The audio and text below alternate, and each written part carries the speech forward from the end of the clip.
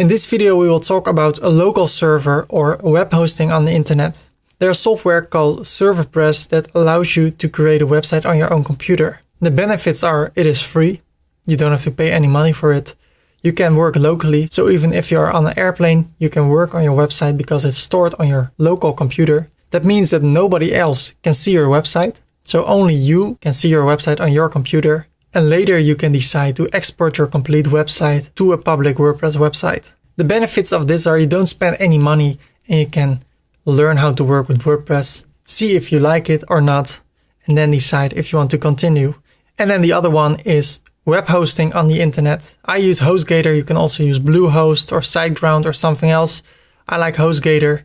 And what are the benefits of Hostgator? Your website is visible in the whole world. You also can get your own email address.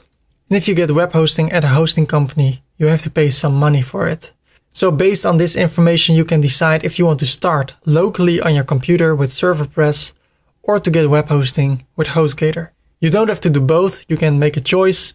In the next video, I will show you how to get ServerPress. In the video after that, I will show you how to get web hosting with Hostgator.